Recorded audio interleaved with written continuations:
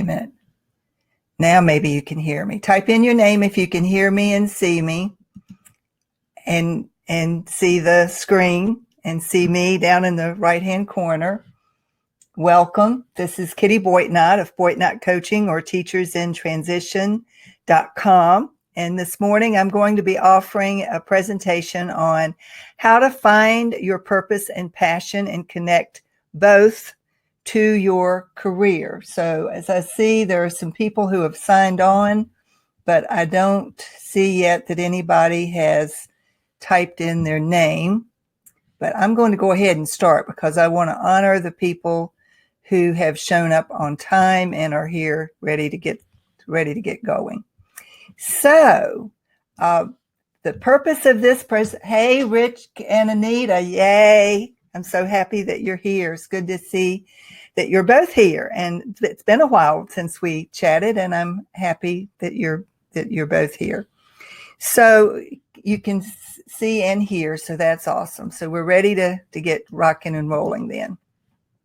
So what I'm going to be doing this morning is presenting based on an article that I wrote about a month ago in my teachersindistress.com blog. I have two websites, and I invite you to peruse either or both anytime you want. Hi, Jennifer. Hi, Paul. It's great that you all. Shakira, hi, how are you? It's so good to see all of you here this morning. So thank you for being here.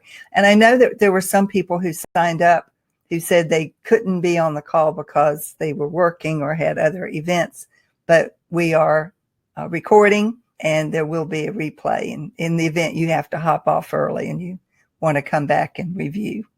So as I was saying, this particular presentation is based on an article I felt inspired to write about a month ago. It was first posted in my weekly newsletter. So if you happen to be on my newsletter list, you may have seen it back in the latter part of June. I know it is a blog post that is dated June 26th on the teachersindistress.com blog. So as I was saying, I have the two static websites, or not static. The Teachers in Transition is static. I don't change it that often. The teachersindistress.com website is a dynamic site because I add to it once a week. But usually those articles are based on the weekly newsletter so that you can get those messages either way. Hey, Annette, I saw that you'd signed up, and I'm glad that you're here. So why would I be talking about finding your passion and purpose? Well, the fact of the matter is that I believe a lot of people want to find it, want to find that missing ingredient. And I like to talk about passion. I like to talk about purpose. I actually believe, and I don't think I'm delusional, but I actually do believe that I am living out my current purpose.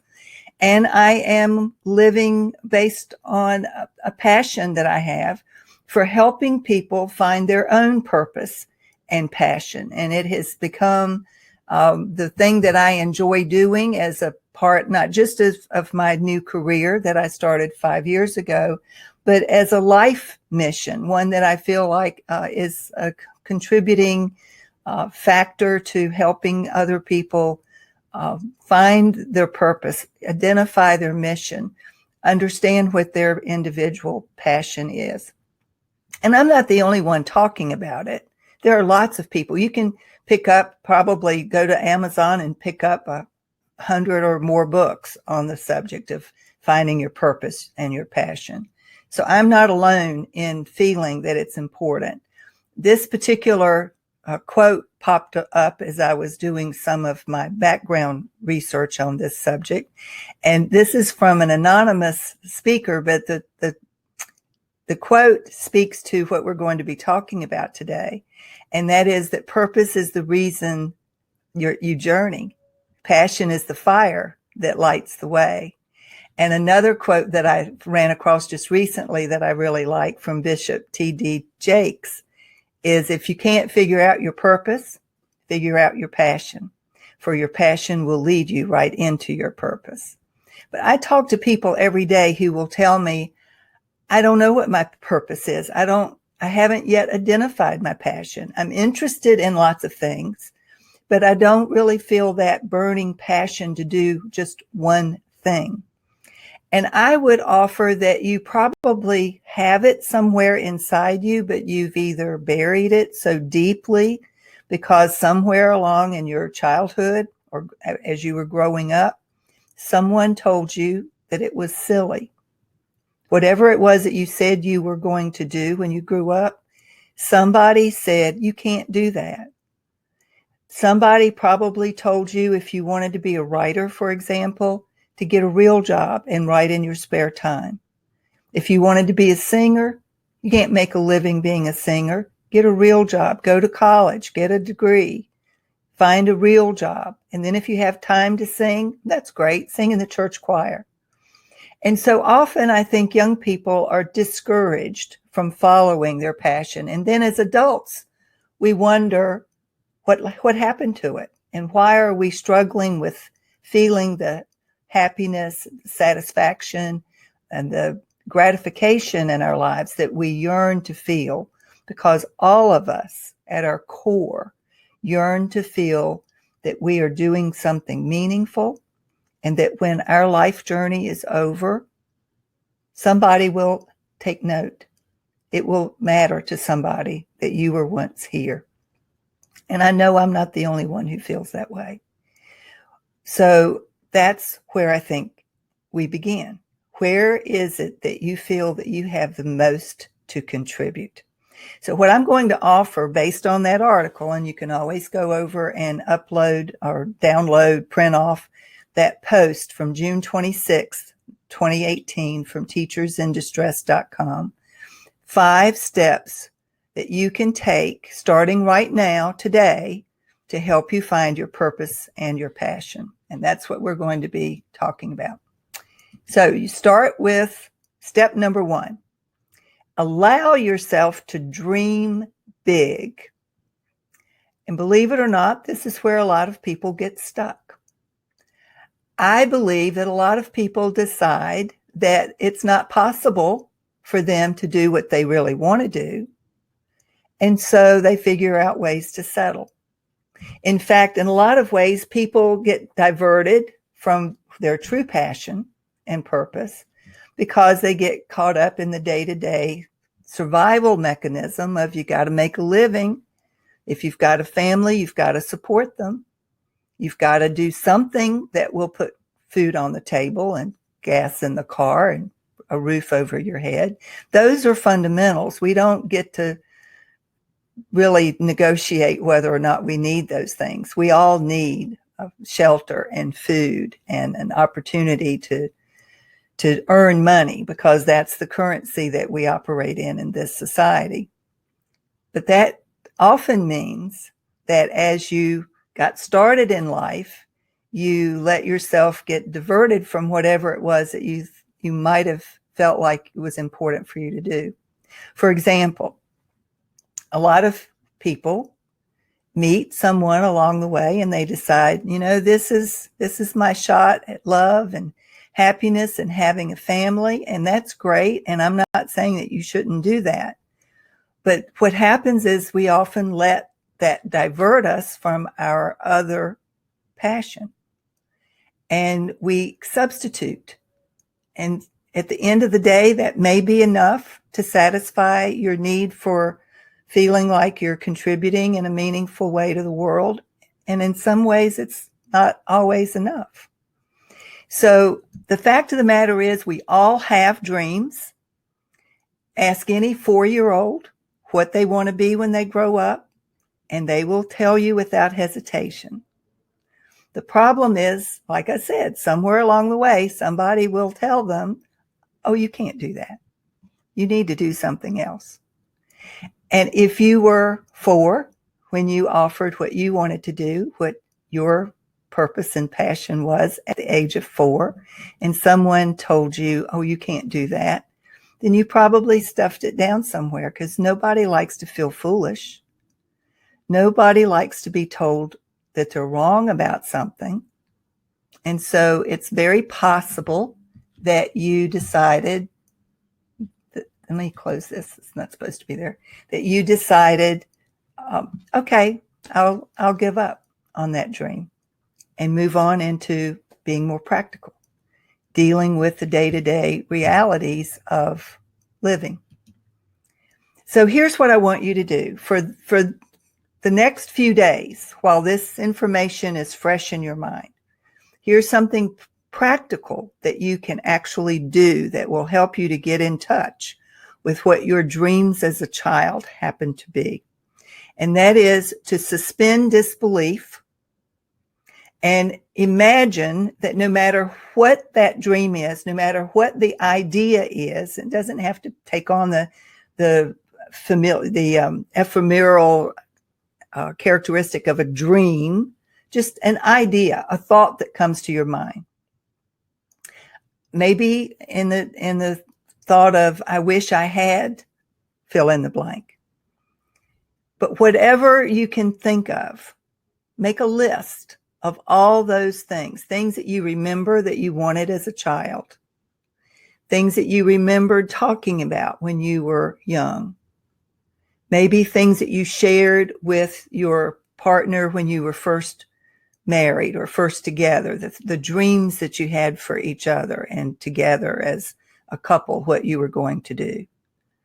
Consider if you couldn't fail, if you knew without a doubt that you could not fail at anything you came up with, write down whatever it is that comes to mind, and don't limit yourself to what you think you might be able to pull off or what you think you can manage or what you think you could successfully do. For now, suspend disbelief and just pretend, if that's the only way you can make it work, pretend that anything that you come up with is within the realm of possibility.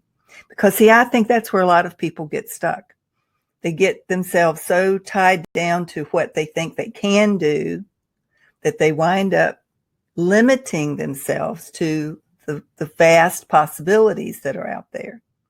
And what I would offer is that the possibilities are far more numerous and far greater than you probably have given credence to, because we tend to look at things through a specific filter, and we don't have that peripheral vision that we need to see all of the various possibilities.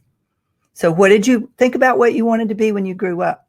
Now, in my case, if anybody had asked me at the age of 4, I would have told them without hesitation that I was going to be a nurse. And I've said that right up until my junior year in high school. I was going to be a nurse. Now, I hadn't really thought about what nursing entailed. What I knew was that my mother was a nurse and 2 of her sisters were nurses, and it made sense that I would be a nurse. What I really liked about nurses was that they wore these crisp white uniforms and had that snappy little cap that nurses used to wear that nobody wears anymore. That's what I liked about nurses.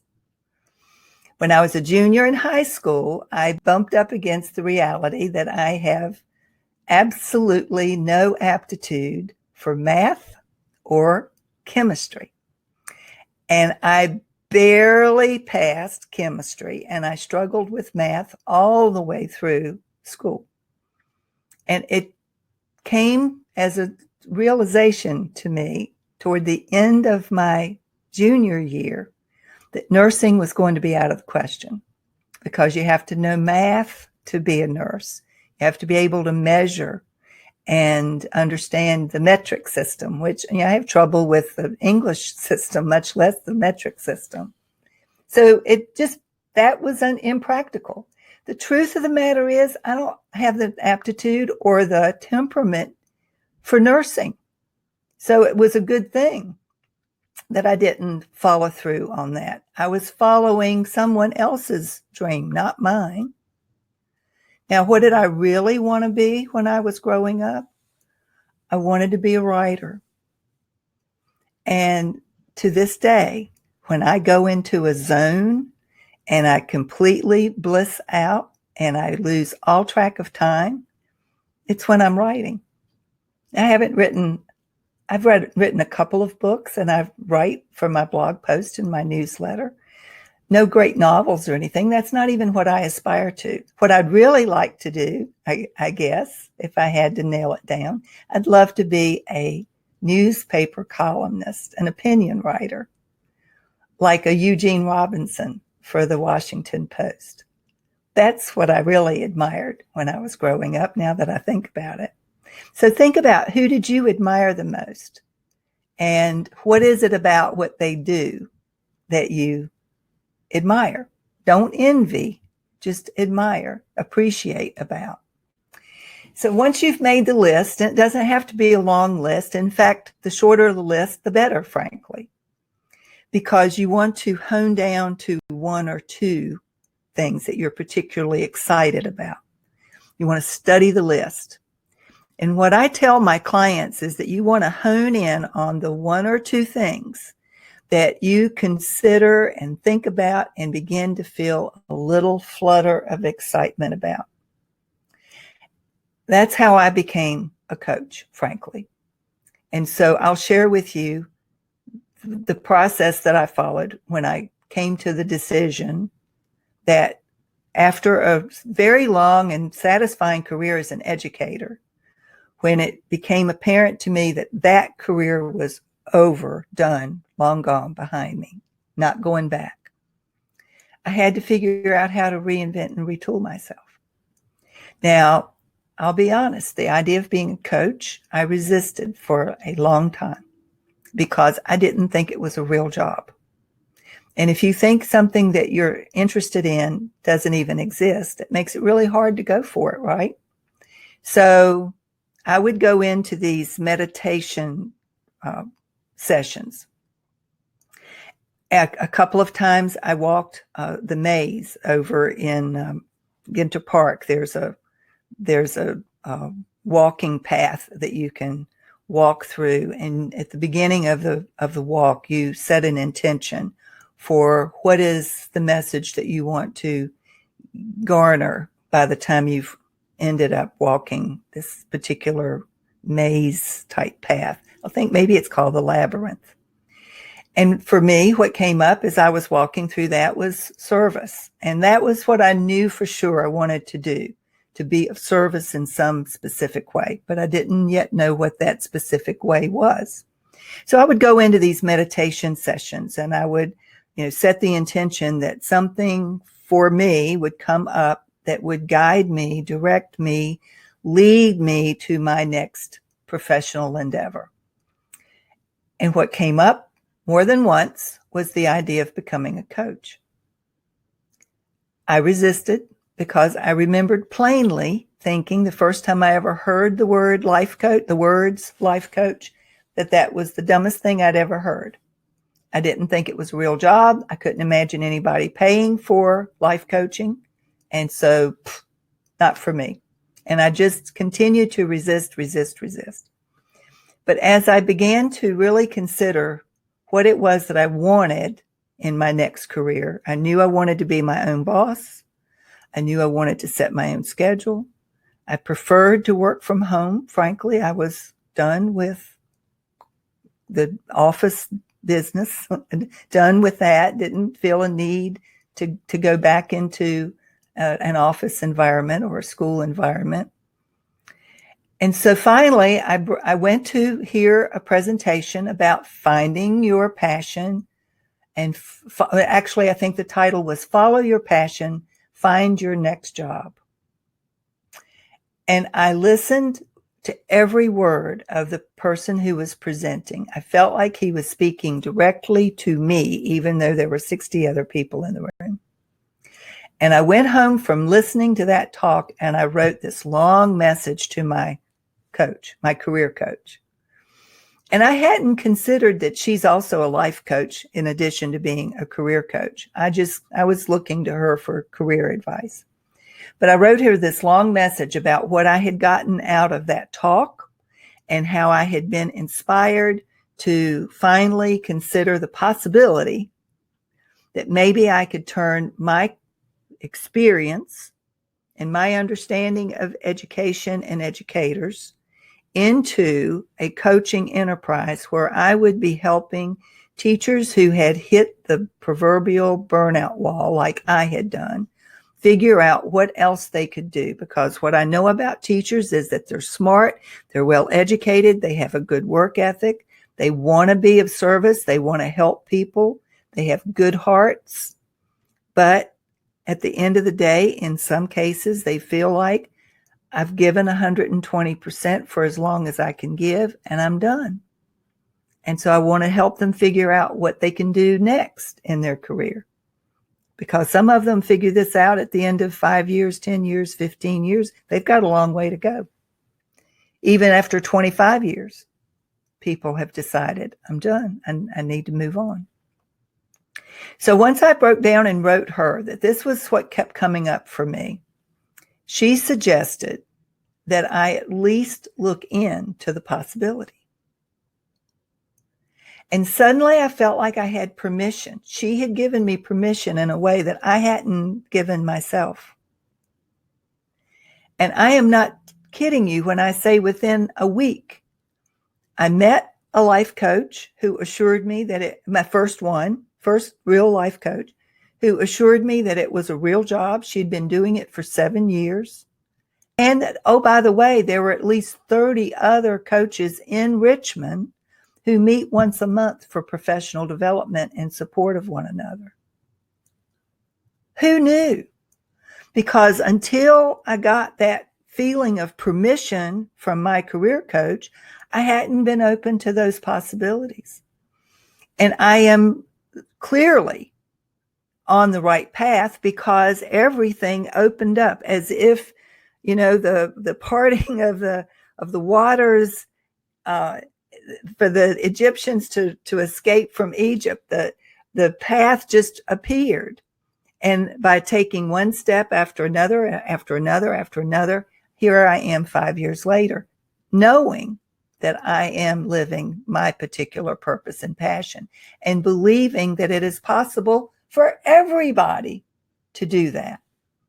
But you have to get in touch with what it is that your true passion is and what your purpose and your mission in life is. And I believe we each have a specific and unique purpose, passion, and mission.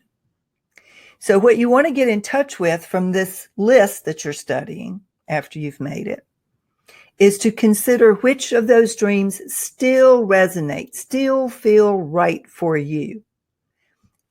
Consider if they're achievable. Now that is, practically speaking, you've got to take that into account. For example, if you want to be an astronaut and you're 50, chances are you'll never make the cut list for going to space. If you want to be an NFL football player and you're 50, that's probably not within the realm of possibility unless you want to start a senior league, which would be within the realm of possibility if you could find enough other guys your age who wanted to be NFL players at 50. So consider, is it really too late, or have you just convinced yourself that it's too late? Because there's a difference between what's here in your own mind as an obstacle and what's a real, true, practical obstacle. And then consider, the big question is, have you settled for what you could get instead of what you really want? Now that's a biggie, because it means you have to get really down and honest with yourself. You can't kid yourself about what you've been up to your whole life. But the thing is, you want to make sure, you want to make sure that you don't have any regrets at the end of the day. That's most people's biggest fear, that on their deathbed, they start to consider all the things that they wish they had done and didn't do, as opposed to the things that they did. It maybe turned out not so great, but at least they had the experience and learned from that experience. So, what I really believe is that your individual dream doesn't have to be big. It doesn't have to be more audacious than anybody else's. You don't have to, want to be the person who makes the breakthrough and finds the cure for cancer. You don't have to write the great American novel. You just have to do something that feels good for you. And it should be a little bit outside of your comfort zone because you want to push yourself a little bit, but it doesn't have to be something that feels overwhelming or that you have to screw up so much courage for it that you feel like, your heart will stop by attempting it. You don't want to do that. That's not what I'm suggesting. All I'm really suggesting is that you have to get in touch with what you really want, and you have to filter out all the messages of all the people who have tried to tell you what you should want. And I'm pausing there because I want to make sure that sinks in. Instead of considering what other people think you should want, what is it you really want? I've got this particular image here because I often ask my clients, if I gave you a magic wand and you could have, be, or do any job on the planet that you wanted, forget about being practical for a moment.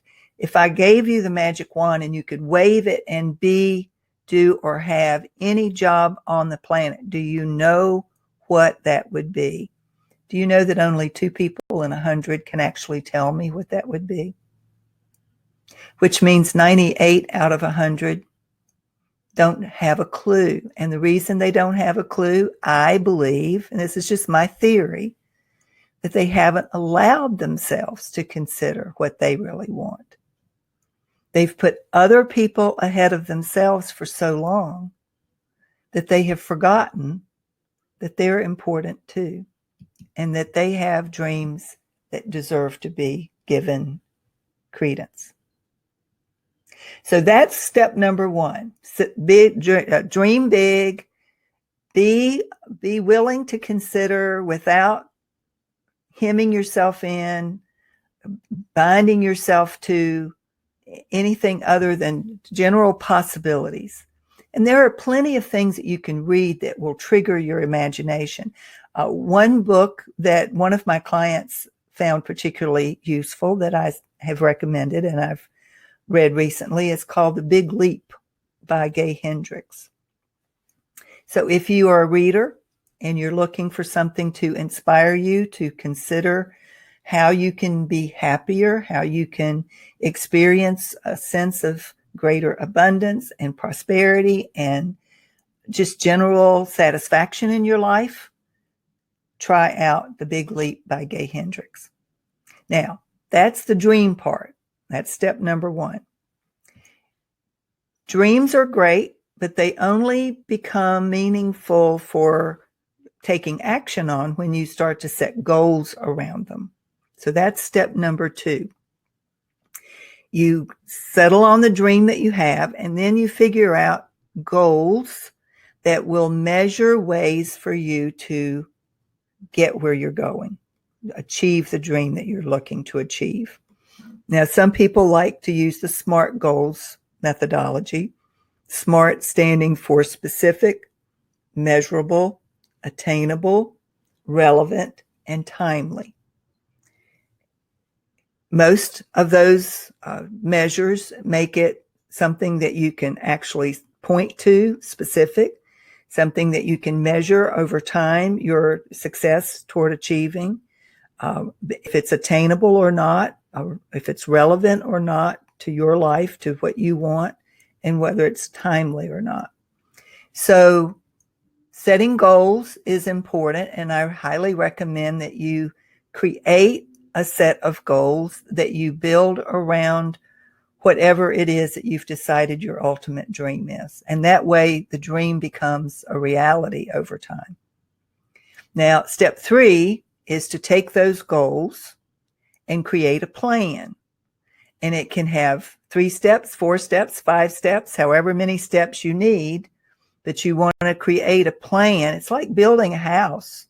You don't just snap your fingers and the house is there. You have to have the land, and you have to clear the land, and you have to build a foundation, and then you build the frame, and then you fill in with the plaster and the ceilings and the shape of the room. And before you can move in, you have to paint and finish off all of the rough edges. Each step along the way is usually specific and measurable and attainable and relevant and timely. But there may be a combination of steps that you need to follow in order to get where you're going.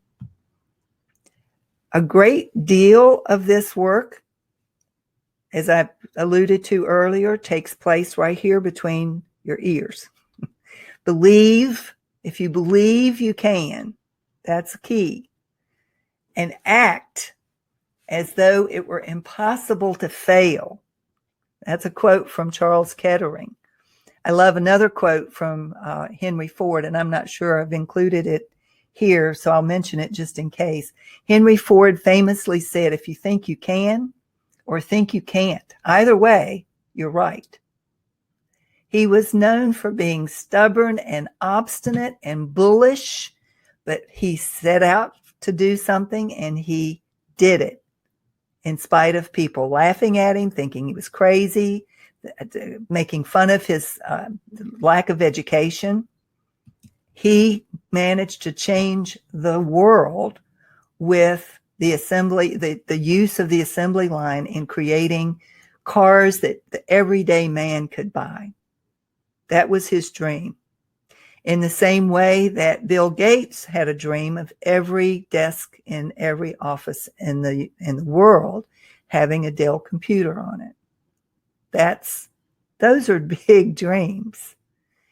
And yet they became realities because these guys were willing to do what it took to get where they wanted to go. They had a clear dream. They set goals. They created plans. They engaged other people in helping them bring off those plans. And then step number 4, they took action. None of this works if you're not willing to do something to make it happen. A dream remains a dream. A goal remains something written on paper.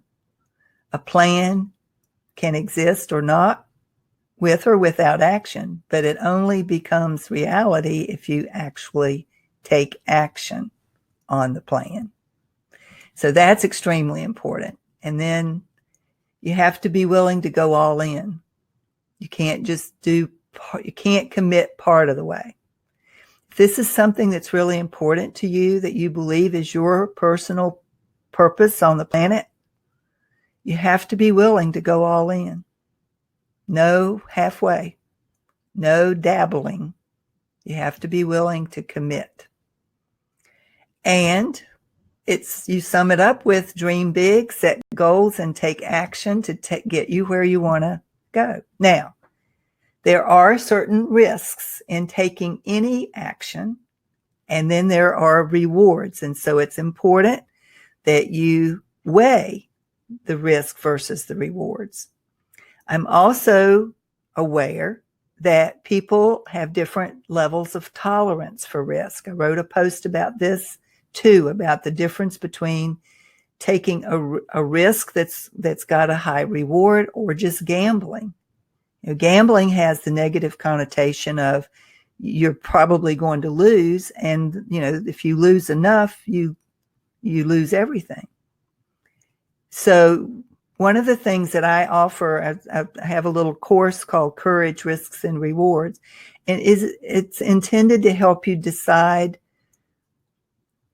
what level of risk you are willing to deal with and how to weigh the risk versus the reward ratio, so that you don't feel like when you're all in, you don't feel like you're being foolish or taking unnecessary chances with your security or your family's security, because that's not what I'm suggesting. I'm not suggesting that you take such risks that you lose everything. That's not what I suggest, what I'm offering at all. this is just a reminder that you dream big, but you start small with setting goals and taking the action to make sure that each step builds on the previous step. And then you have to decide, when are you ready to start? The fact of the matter is, we only have now. None of us are guaranteed tomorrow. I was reminded of that at the age of 34 when my dad died in an accident. He was 63. He had just retired, and he was doing something that he enjoyed doing. He was painting barn roofs. I grew up in the country, and most of the barns in our neighborhood were made of tin, and they needed periodic painting. So my dad retired and started out. He decided to paint. We have a tin roof on our house. He had our house to do. He did the garage, which had a tin roof. He did a milk house, no longer being used, but he painted it. He painted the milk barn, also no longer in use, but he painted it. I don't think he tackled the hay barn because it would have been a really rickety. Oh, maybe he did, because he was a risk taker for sure. So he may have. I don't remember if he painted the hay barn on our place. But once he was finished painting everything in sight on our own property, he went out and started soliciting. Hey, so-and-so, buddy, friend of mine, I'll paint your barn if you buy the paint and pay me $100 or something ridiculous. I mean, he was practically doing it for free. And, why not? It was a good deal, and he knew what he was doing, we thought. So he started painting barn roofs for our neighbors.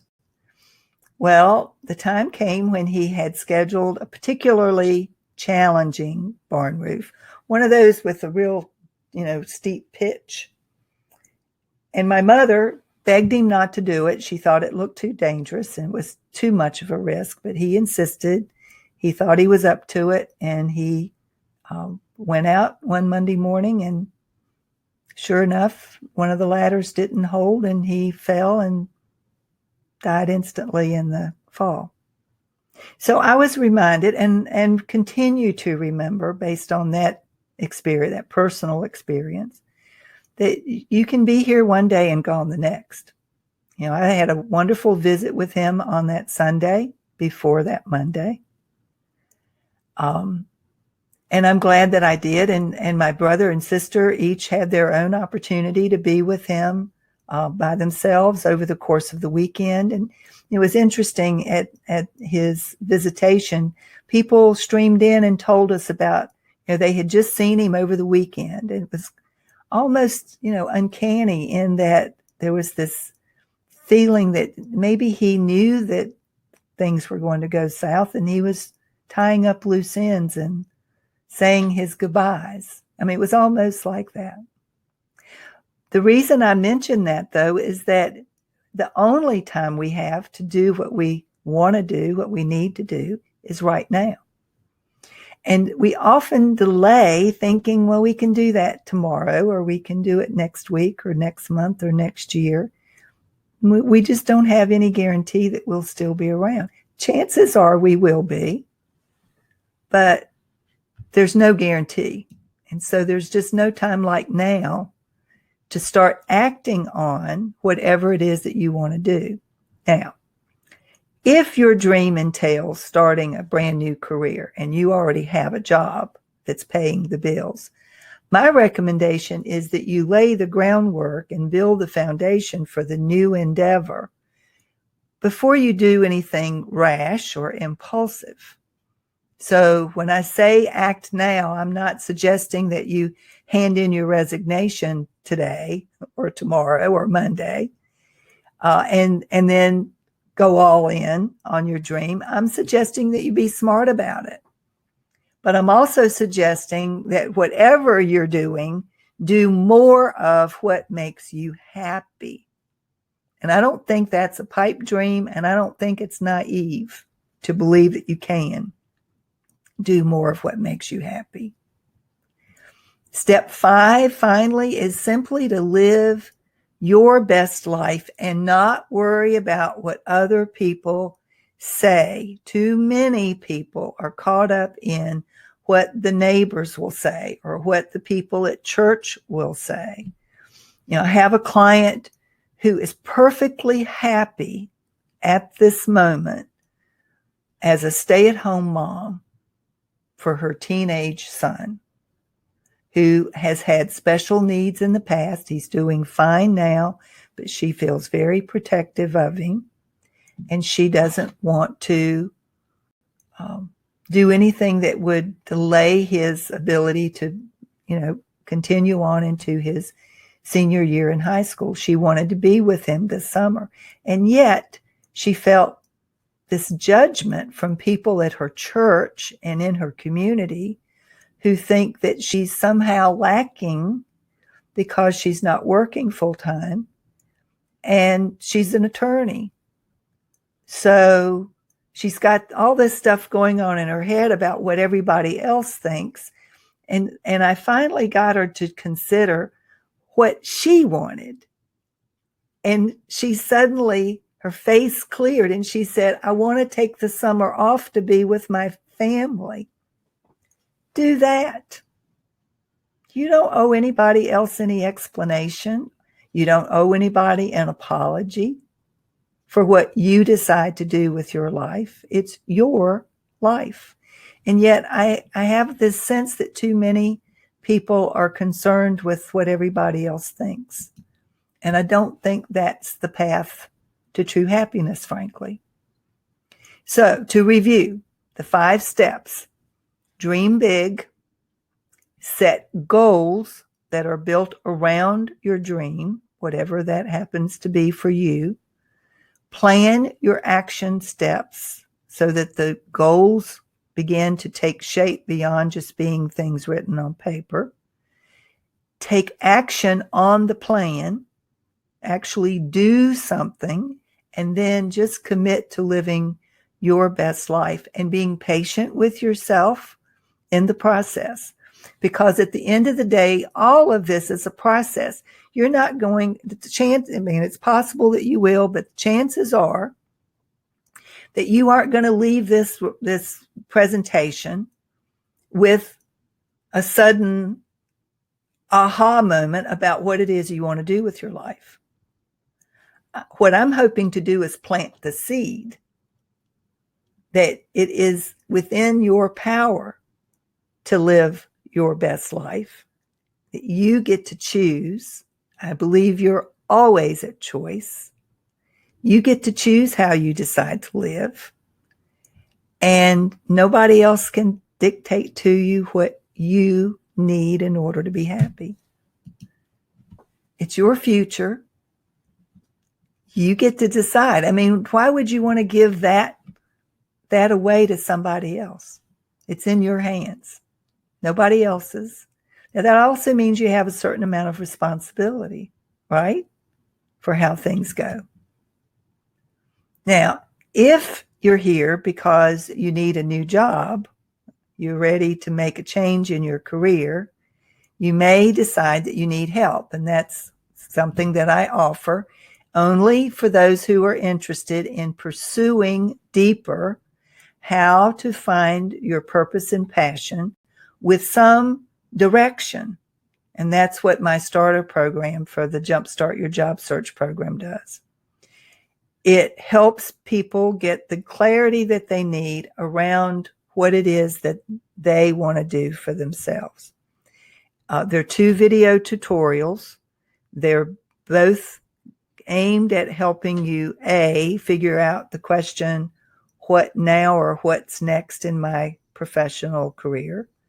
And the second video is about developing the clarity that you need and setting the goals that you need around whatever that aspiration happens to be. The tutorials are offered as online education, and in lesson 1, you get the video tutorial about how to answer the question, what's next.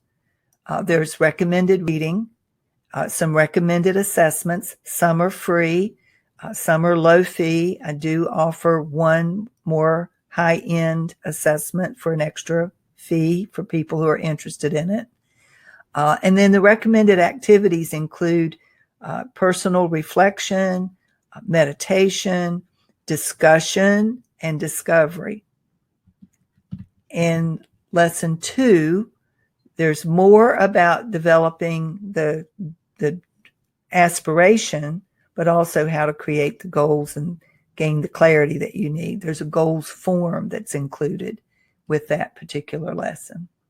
There's a money-back guarantee for anybody who takes advantage of this program and gives it full 30 days. And if you've done everything recommended and you feel like you didn't get any value from it, you get your money back. You can also upgrade to the larger program that I have, and you get full credit for the program that you've just purchased, so you don't have to pay for those 2 modules twice. The larger program includes how to create a persuasive resume, cover letter, an optimized LinkedIn profile, how to interview like a pro, how to create your online and personal brand as the new you that you want to become in your new career. So there are lessons on how to deal with social media platforms, how to develop your personal and professional brand, both in person and online. All of that's included in the program. This is Adam. He's one of my former clients. He's out in California now. He started out when we started working together over 3 years ago. He was working in Quantico, and he was tired of the military environment and wanted to be in San Francisco with a little more relaxed lifestyle, he thought. He had friends out there that he wanted to join. And we worked together for a few months. Initially he landed a job at Google, and he's moved on to somewhere else now, and he's happy as a lark. And this is what he has said about his opportunity to work with me. He felt like his time was well spent, and he's worked with other career coaches and felt that I helped him get the clarity that he needed better than anybody else. And this is another former client and a current friend, Brooke, who also recommends. I've got 29 plus recommendations on LinkedIn and a number of tutorials of testimonials online as well from people who've worked with me and have been happy with the work that we've done together. And of course, I've got at least one client on this call today that I'm aware of. So there may be some others out there too. So that's it for what I had to say about finding your passion and purpose and connecting it with your career. If you have questions that you want to send to me personally, you can email me at kittyboitnott@boitnottcoaching.com. You can follow me on Twitter at Kitty Boitnott. I have a Facebook page at Boitnott Coaching LLC, so you can take a look. If you're interested in the program that I just outlined briefly, you can go to teachersintransition.com Jumpstarter, and you can sign up for the program there if you're interested. If you do that, you'll receive the information immediately along with the username and password. And because you've stuck around till the end of this program, you get a free gift. I didn't even mention that. I forgot about it at the beginning of the program. You can go to teachersinTransition.10. Actually, it should be teachersinTransition.com/10 things PDF. And you can download a book that I've written called 10 Things You Need to Know If You Think You're Ready for a New Job or Career. In this book, I've offered my best tips and strategies, things that I think you probably should know that you probably don't know about job searching in today's environment. And I've also included a number of articles that I curated from when I worked as a career coach with a company called Career HMO. I did that from May of 2014 until September of 2015, which is where I learned a lot of what I know about career transition and job search strategies. So tell me what questions you have now. If you're still on the call, I would love, you can just type in your message at the bottom of the chat box. It may be, if it's a question you think everybody would benefit from, feel free to type that in.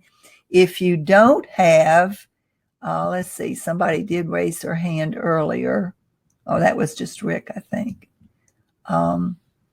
So if you don't have any questions that you want to air in front of the whole crowd, you can email me at kittyboitnott@boitnottcoaching.com. And if you don't have any questions, and I'm going to stick around for just a minute because there's a bit of a delay between my talking and your typing.